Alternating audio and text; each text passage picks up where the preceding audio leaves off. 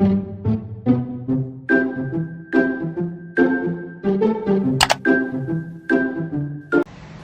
နေ့ဒီဗီဒီယိုထဲမှာတော့မိတ်ဆွေတို့ကိုနှစ်25နှစ်တောတွင်းမှာမန္တလေးကလူချမ်းသာစရင်ထဲမှာဝင်သွားတဲ့အသိမိတ်ဆွေတယောက်အကြောင်းကိုပြောပြချင်ပါတယ်ခင်ဗျာမိတ်ဆွေတို့ဒီဗီဒီယိုလေးကိုကြည့်ပြီးနားထောင်ပြီးလို့ရှိရင်သင်ခန်းစာလေးကောင်းကောင်းယူလို့ရပါတယ်ခင်ဗျာ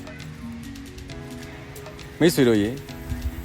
လွန်ခဲ့တဲ့နှစ်ပေါင်း25နှစ်လောက်က26နှစ်လောက်ထင်တာပဲကျွန်တော်နော်အဲ့ဒီဝန်းကျင်လောက်ကကျွန်တော်နဲ့တည်တဲ့အသည့်တရအချင်းပေါင်းရောင်းတာဗျမန္တလေးမှာသူအချင်းပေါင်းရောင်းတာတွန်းလဲလေးနဲ့နော်သူကဗီဒီယိုပြတဲ့နေရာလေးတွေအဲ့တော့ဗီဒီယိုတွေပြတာခက်စားတယ်ဗျဗီဒီယိုလေးတွေမှာသွားကြည့်ရတာနော်ဗီဒီယိုပြတဲ့နေရာတွေနောက်မန္တလေးကရုပ်ရှင်ရုံတွေရဲ့ရှေ့မှာနောက်မန္တလေးကဒီစာတင်ကျောင်းတွေရဲ့ရှေ့မှာပေါ့ကျောင်းစင်းချိန်ကျောင်းတက်ချိန်တွေမှာသူကနေတိုင်းအချင်းပေါင်းသွားရောင်းအဲ့တော့သူကအချင်းပေါင်းတော့ဘယ်ရလဲဆိုရင်မိတ်ဆွေတို့ပို့ပြီးတော့မှယုံကြည်မှုရှိတော့ပြောပြမယ်နော်မန္တလေးမဟာမြတ်မုနီလို့ခေါ်တဲ့ဖရာကြီးရဲ့မြောက်ဖက်မုတ်ကအချင်းပေါင်းဆိုင်ကနေသူကအချင်းပေါင်းနေနေ့စဉ်ယူပြီးတော့မှရောင်းတာဗျအဲ့တော့အဲ့ဒီကနေနေတိုင်းအချင်းပေါင်းလေးတွေယူစောစောပြောတဲ့နေရာလေးတွေမှာသွားရောင်းဒီလိုနဲ့တနေ့သူ့ဘဝပြီးသွားတာဒါပေမဲ့သူကညံကောင်းတယ်နောက်အမျော်အမြင်ရှိတယ်ဖြတ်ထိုးညံရှိလေ့လာမှုလည်းရှိတယ်လေ့လာမှုရှိတယ်ဆိုလို့ခုခေတ်လိုနော် language တွေ computer တွေလေ့လာနေရမဟုတ်ဘူးเนาะအဲ့တော့ language center တွေ computer center တွေကလည်းမရှိသလောက်နည်းပါသေးတယ်ရှိတော့ရှိတာပေါ့เนาะမန္တလေးမှာဆိုရင်2ခု3ခုလောက်ပဲရှိတယ်အဲ့တော့သူကဒီအချင်းပေါင်းရောင်းရင်းကနေပြောမှတနေ့ရရှိတဲ့အကျိုးမြတ်ကတော်တော်လေးရအဲ့တော့သူအဲ့လိုအချင်းပေါင်းရောင်းရင်းကနေပြီးတော့မှနောက်တစ်ဖြည်းဖြည်းနဲ့သူကအချင်းပေါင်းလုပ်တဲ့ပညာကြီးလေ့လာပြီးတော့မှတက်ဒီအချင်းပေါင်းလုပ်တဲ့အသီးတွေကိုလည်းပဲမမန်းသီးတို့ဂွေးသီးဘာညာအစရှိတဲ့ဖြစ်မို့ဘယ်ရောက်ဝယ်တယ်လဲဆိုတာလေဒီ source เนาะအဲ့ဒီအရင်းမြစ်ကိုလည်းသူကသိအဲ့ဒီတော့သူက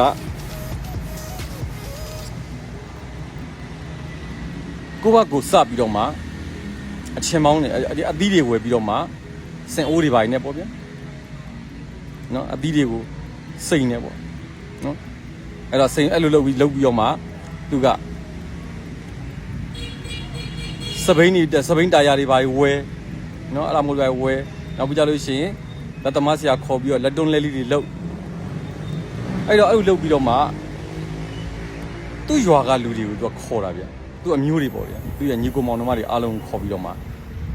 အကုန်လုံးမန္တလေးမြို့မှာလက်ပတ်ပေါ့အချင်းပေါင်းရောင်းကြအဲ့တော့သူက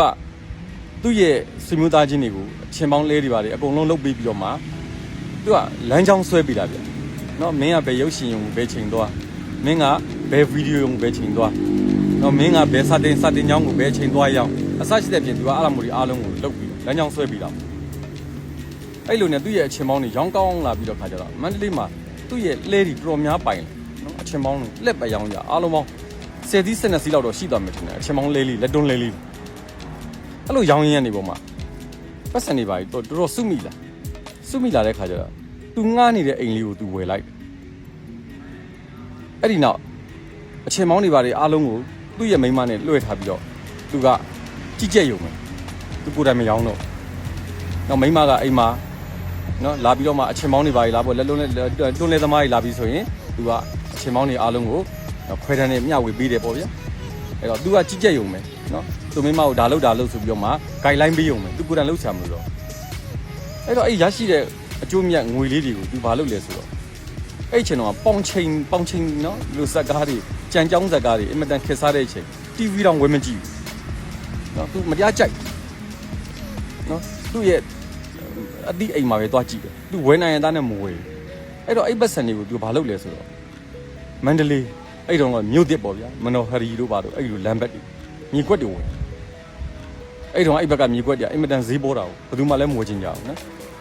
အဲ့တော့အဲ့လိုမျိုးဝယ်ထိုင်းရနေပုံမှာဟောအဲ့ဘက်ကဟာတွေနောက်ပိုင်းကျတဖြည်းဖြည်းနဲ့စီလာလိုက်တာတဖြည်းဖြည်းနဲ့သူအဲ့ဒါတွေမြေကွက်တွေတော့များပိုင်နောက်အတူချုပ်ပြောမယ်ဆိုရင်တော့အဲ့လိုအချင်းမောင်းရောင်းရနေပြောမှမြေကွက်တွေဝယ်နောက်အဲ့နောက်ပိုင်းသူက ဒီကားတွေလည်းပါအဲ့တော့ကားပွဲစားတွေပါလေခက်စားလိုက်ပြီ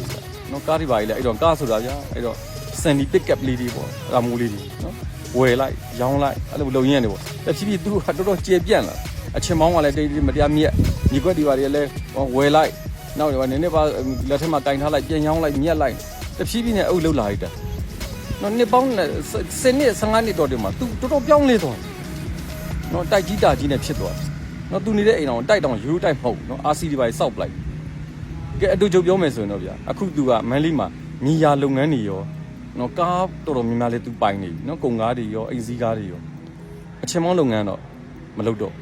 နော်သူလုပ်ငန်းတွေပြောင်းသွားနော်တော်တော်ကြီးအောင်မြင်တာသူသားသမီးတွေဆိုလို့ရှိရင်နော်ဒီဟိုသူမတက်ခဲ့ရတဲ့ကြောင်အကောင်သားတွေမှာထားရနော်ခုသူမြည်တွေဆိုရင်နော်တချို့ဆိုရင်နိုင်ငံခြားမှာကြောင်ထားပြီးတယ်တော်တော်ကြီးကိုအဲ့လိုပြောင်းလဲသွားကဲမိတ်ဆွေတို့ကိုပြောပြခြင်းတဲ့အရာကကျွန်တော်ပြောပြနေတဲ့အောင်မြင်ကြီးလမ်းကြောင်းတွေချမ်းသာတဲ့လမ်းကြောင်းတွေကနော်တင်တန်းတွေတက်ပြီးတော့မှနော်ကြီးကျယ်ခမ်းနားတဲ့တင်တန်းတွေတက်ဟုတ်လားစာအုပ်ကြီးတွေဖတ်ပြီးတော့မှလုပ်တဲ့အောင်မြင်လမ်းကြောင်းတွေမဟုတ်တကယ်လက်တွေ့ဘဝမှာတကယ်ဖြစ်နိုင်ပြီးတော့မှတကယ်ဖြစ်နေတဲ့အောင်မြင်တဲ့အရာတွေဖြစ်ကဲစဉ်းစားကြည့်နော်အချင်းမောင်းတွေကနေပြီးတော့မှခုမန္တလေးမှာတကယ်မီလီယံနာကြီးဖြစ်နာမည်တော့မပြောတော့ဘူးနော်ဘောင်းဆိုတော့သူကသူ့ရဲ့အကြောင်းကိုလူပြောလို့ရှိရင်ကြိုက်ချင်မှကြိုက်မှာဘူးနော်သူကခုလက်ရှိပေါင်းနေတဲ့ဟာတွေကတကယ် great ကြီးနဲ့ပေါင်းနေရတာဆိုတော့သူ့ရဲ့ငယ်ကျုံးငယ်တာတွေပေါ်သွားမှမကောင်းပါဘူးနော်အဲ့လိုလည်းကျွန်တော်မပြောချင်ပါဘူးအဲ့တော့သူတကယ်ကိုချမ်းသာသွားတာပေါ့အချင်းပေါင်းတယ်နော်နှစ်20အတော်တင်းမှာချမ်းသာသွားတာနော်အဲ့ကြောင့်မိတ်ဆွေတို့ကိုပြောပြချင်တာကဘယ်အလုပ်မဆိုချမ်းသာနိုင်ပါလေနော်ကိုယ့်ရဲ့အလုပ်ကိုလုပ်ရင်းရနေပြီးမှတိုးချဲ့ရမယ်ငါအလုပ်ကိုဘယ်လိုတိုးချဲ့နိုင်တယ်လဲငါအလုပ်ကနေပြီးမှဒီတဖြည်းဖြည်းနဲ့ကိုယ့်အလုပ်ကအောင်မြင်လာပြီဆိုရင်တခြားလုပ်ငန်းလေးတွေကိုပြန်ပြီးတော့မှခြေဆန့်ပြီးတော့မှနော်ချဲ့ဖို့လုပ်ငန်းကိုချဲ့ဖို့ဖြစ်တယ်နော်အဲ့လိုလုပ်ငန်းကိုချဲ့နော်ဝင်ငွေရတစ်မျိုးတည်းမဟုတ်တော့ဘူးလေလုပ်ငန်း၃မျိုးရှိရင်ဝင်ငွေ၃မျိုးရမှာနော်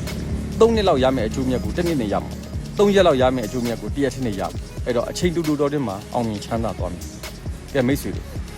ဘယ်အလုပ်မဆိုအောင်မြင်နိုင်တယ်ဆိုတာကိုပြောပြတာချမ်းသာနိုင်တယ်ဆိုတာပြောပြတာဒါလေးကနေနမူနာယူပြီးတော့မှအခုလက်ရှိမိမိလုပ်နေတဲ့အလုပ်ကကုံစိမ်းပဲရောင်းငပိရေပဲရောင်းနော်ကိုယ့်ဘာသာကိုဘယ်လိုချဲ့ထွင်လို့ရမလဲဆိုတာစဉ်းစားပြီးတော့မှနော်တိုးတက်ကြီးပွားအောင်နော်လမ်းစာအတစ်ကလေးတွေဖောက်ပြီး